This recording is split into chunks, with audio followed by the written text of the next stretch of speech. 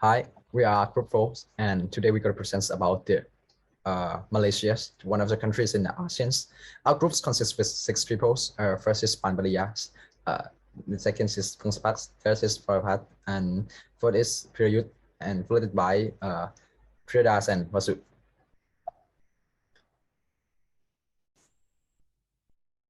And here's our teammate. And in this presentations, we will consider around 6 topics of the Malaysia's. First is socio-cultural technologies, economies, environments, militaries, and politics. And lastly, we will analyze the strengths, weakness, opportunities, and threats of the Malaysias as well. First is about socio-cultural. Malaysia is a multiracial and multicultural country known for the social and cultural integration. Malaysia now has a population of about 28 million people and ranks 43rd among of the world's most populous countries, despite the fact that Putrajaya, the administrative capital of Malaysia, Kuala Lumpur is the most populated and capital city of Malaysia, as well as the region's major economic centers. Malaysia is a home to several ethnic groups, including Malays, Chinese, Indians, indigenous people, and other Asians. The government gives ethnic Malays more privilege and super priority, especially when it comes to education, business dealing, job, and housing necessities. When it comes to Malaysia economy, it's hard convert from an agrarian dominating economy and to the manufacturing dominant economy as a consequence of new economic policy primarily established by one of the famous leaders, Mr. Mahathir bin Mohamad, the previous prime minister who revolutionized the Malaysia into a leading industrial dominance. Malaysia is ruled by a parliamentary government, which means that the king holds the highest job in the regions. When it comes to the government's executive power, the prime minister, who is also the leader of Malaysia cabinet, now hold it. Malaysia's legal system is a hybrid of English common law and Sharia-based jurisdiction. The Sharia regulations, on the other hand, are solely applicable to Muslims in the nation. Malaysia is a good example of stable political environment. It is critical that we have such a political climate in order to undertake peaceful foreign business alongside them. Having the correct and perfect diplomatic relationship with the other nation is one of the important success elements in the Malaysian economic rise. Malaysia has a traditionally value regional collaboration, and as a result, it has become one of ASEAN, APEC, UN, NAM, and OIC. And next, we will talk about the technology developments in Malaysia. Many businesses have benefited from the global economy's digitalizations in the way that were not feasible just a decade ago. The digital technologies such as e-commerce platforms can help the promote trade expansions, particularly cross-border trades, as well as productivity increase at the times when the economy is recovering. On the on the consumer side, digitalizations of trade through the e-commerce plan has made shopping and purchasing a wide range of products from the locals and internationals online business faster, easier, and less expensive. During the pandemics, the trends of online workings and learnings exploded. The COVID-19 shut down physical education centers around the world, forcing teachers and students to quickly adapt to the digital learnings by using the online platforms, including Zoom, Microsoft Teams, going on Google Meets. But the issue is that not all of the regions in region is Malaysia's is ready with the high quality internet connections. To fix that, Malaysian's Communications and Multimedia Commissions, in short, is called MCMC, has built a new telecommunications towers nearby to improve the connectivities and updates coverage to the internet. And also, the COVID-19 have thrown the economics into the crisis, causing a huge job loss and business closures in Malaysia. And many businesses have to adapt themselves by using in online platforms and using and adopt internet workings or work from homes to reduce the amounts of number in the public space. Those who were able to work from homes were suddenly faced with the new issues, including communications, productivity, teamwork, efficiency, higher income, utility bills, burnouts, work-life balance, and more. With no insights of the COVID-19, social distancing and work from home will continue to have impacts on the workforce and human life. Due to a shortage of the outdoor activities and real-life connections, the online entertainment become one of the significant things for people. The Netflix traffic increased by 125% in March 20s, and control growings flooded by the dim sums is a online streaming platform as well come in second place, and there is Will from the Korean series. Furthermore, according to the Google, uh, YouTube's Malaysian source by 25% increase in watch times and 60% increase in YouTube's on a TV watch time. Meanwhile, casual gaming has grown in popularity with the casual gaming videos seeing a 5-time rise in the watch time. And also, since the world is transforming into the digital eras, many firms have adapted themselves into the online platform.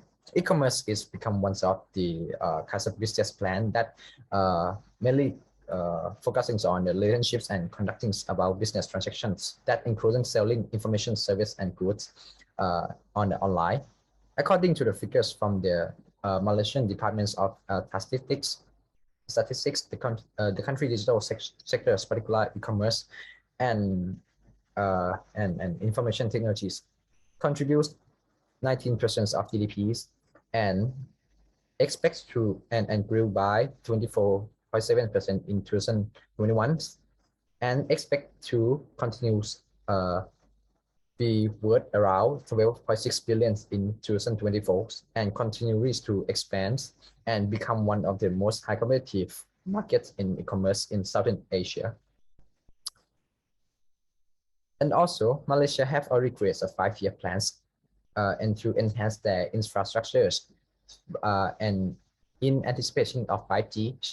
And the MCMC has speed up their projects about the new national digital infrastructures, which this one be one of uh, will be one of the game changers for industries such as healthcare, education, and government.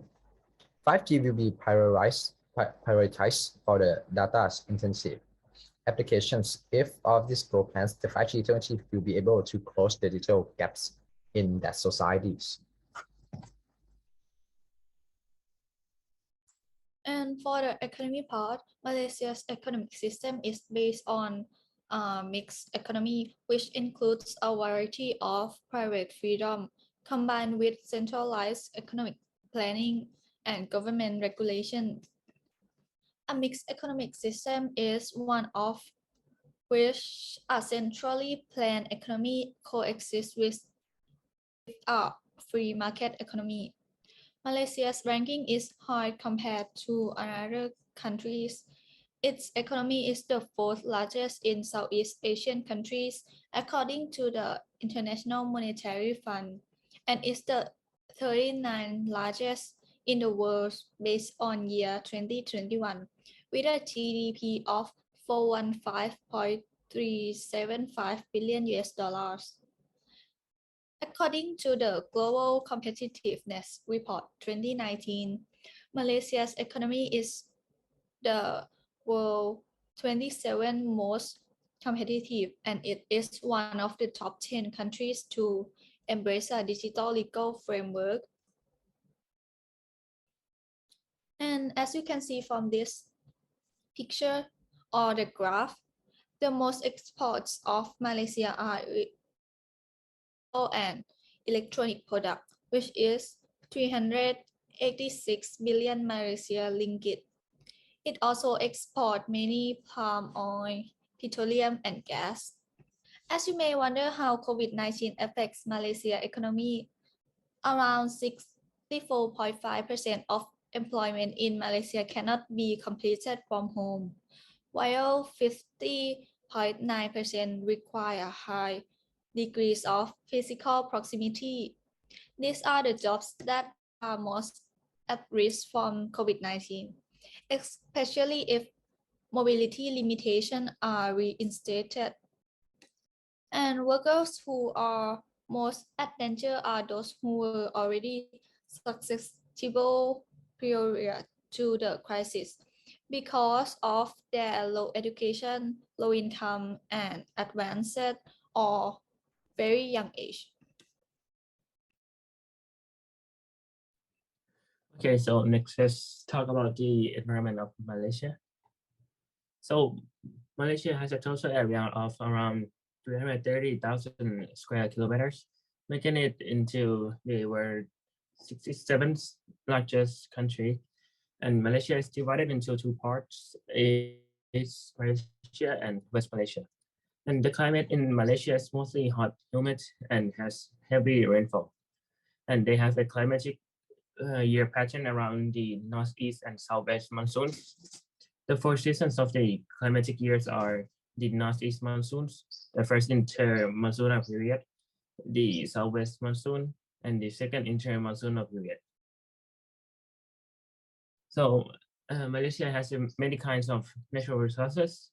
Tin is Malaysia's most economically vital natural resource. And bauxite, copper, gold, iron, natural gas, petroleum, and timber are also all key natural resources. And next is the animal in Malaysia. So the Malayan tiger is Malaysia's official national animal. So it's a subspecies of tigers found predominantly in the country's southern and western and central regions. And so Malaysians hold the animal in high regards, and it is also portrayed on their national coat of arms. And most of the environmental policies in Malaysia aim to achieve a clean, safe, healthy, and productive environment. Also, the conservation of the country's unique and diverse culture and natural heritage. And lastly, a sustainable lifestyle and pattern of consumption and productions. Moving on to the next topic, that is about military. When Malaya and Singapore were subject to the British Empire in the first part of 20th century, Malaysian Armed Force or MAF was founded as a result of unification of armed force. In 2022, Malaysia Armed Force placed 48 out of 140 countries in terms of global firepower and ranked 6 in ASEAN. The Yang di Pertuan Agong, who is also Malaysia Kings, is the MAF Supreme Commander. And from now on, I will show you present development of each branch. Firstly, Royal Malaysian Army. Since recovery from 1997 economic crisis, the Army's modernization program has gained momentum. The acquisition of main battle tank, armored personnel carrier, infantry fighting vehicle, and modern artillery make the Army as one of the potent power in the region. Secondly, Royal Malaysian Navy. Malaysia is also looking to purchase more submarine as well as a batch of littoral missile ships and multi-role support ships. And the last one is Malaysian Royal Air Force. And lastly, Royal Malaysian Air Force or IMAF has traditionally looked for the West for its purchase, primarily for the United States and Europe. However, limitation imposed by the United States on new technology to the region made RMAF consider purchases from Russia and non-other traditional resources. And next one, we'll talk about politics. So we're going to talk about three subtopics in politics. The first one is overview. The politics of Malaysia is based on federal constitutional monarchy, in which the king is the head of the state and the prime minister is the head of the government. Executive power is exercised by the federal government and the 13 state government. Federal legislative power is vested in the federal parliament and the 13 state assemblies. The judiciary is independent of the executive and the legislature, though the executive maintains a certain level of influence in the appointment of judges to the court. Congress consists of two houses, the Senate and the House of Commons. The Malaysian constitution states that the premier has to be elected from the House of Commons and the king eventually pick the new prime minister. The government is composed of members of both houses of Congress and account to them. All 78 members of the Senate have 6-year term office. 36 are elected by the 13th state meeting and 42 are appointed by the king. The representative of the house are chosen from district, which with member by ways of general voting. The legislature is divided between the federal law department and the state. And next, we're going to talk about the political crisis. So Muhyiddin is a veteran politician who began his career with the United Malays National Organization before causing the multi-billion-dollar scandal in 2015. And what went wrong with him is that his support and legitimacy has been questioned ever since he came to the power. And as a result of the pandemic lockdown, it was not until July 2020 that the parliament sat for the first time following the change in the government. And during the COVID-19 pandemic, it is evident that the current strategy is not working and the current administration has failed. A new strategy and a new leadership are urgently needed. And lastly, we're going to talk about the political uncertainty to remain. In August 2021, Ismail Sabri, a senior politician from Malay's longest ruling party, the United Malaysian National Organization, was chosen as a prime minister following the resignation of Muhyiddin and his government. Ismail and his government do not have a clear parliamentary majority while waiting for a new election, and it is not the sole parliament before the end of July 2022. That could provide some relative stability and the confidence to the ruling party in the passing important changes in the first half of the year. And next, we're going to do our SWOT analysis. Yes, and the strength of Malaysia is the first one. They have the low unemployment rate. It is one of Asia's lowest, which is barely over 3% right in 2019. Although mining industry is important to the country's economy, the country is also embracing more service and knowledge-based industry. And they also have good relationship with other countries.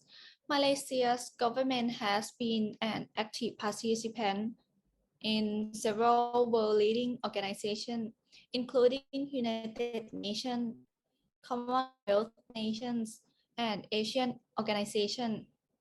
And it is also easy to travel since Malaysian Airline, and it is also easy to travel. Malaysian Airline provides a distinctive air flying experience to visitors to the nation. Malaysians' housing is one of the highest quality, which also cheap and easy to access. And English is the second most widely spoken language in the country. And for the weakness, there are three major weaknesses of Malaysia. The first one is political corruption. The political system of Malaysia is very stable, but yet this may due to the corruption. Malaysian residents have been made to pay a charge for fundamental services such as education, courts, and even hospital by political officials. This cost is known as sweeteners, and it is not. And if it is not paid by residents, it may be declined medical care and opportunities to continue their education. Next is lower profit margin. The cheap accommodation is fantastic for tourists, but it's also a nightmare for local business owner. When they don't make enough money to pay their expenditures and take this money home, it has negative impacts on their service quality of employees who don't have the necessary professional training. And lastly, the useless export. As we know that now the world is moving towards clean sources of sustainable energy, Malaysia is heavily rely on export of oil, gas, and diesel. Most importantly, the price of this export are volatile and variable to the environment changes. The eco-friendly and sustainable trend and the volatile international market both are impacting the export. Okay, so next is the opportunities. There are many opportunities for Malaysia. The first one is a potential shift in Malaysian economy.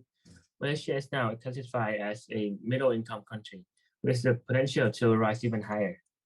And the country's economy may expand even faster if they focus more on service-based businesses rather than exports. And the second one is the technology uprise. Google and IBM, for example, has been warmly welcomed by the government. So it demonstrates that the interest in this field. And this will not only create additional job chances for the people, but will also generate national revenue for the country once they arrive. And the last one is the fast food section. So fast food is becoming more popular among the younger generation. And the COVID-19 epidemic has boosted the popularity of online ordering and home delivery services. If a fast food restaurant offers online ordering and home delivery, it has more room to expand.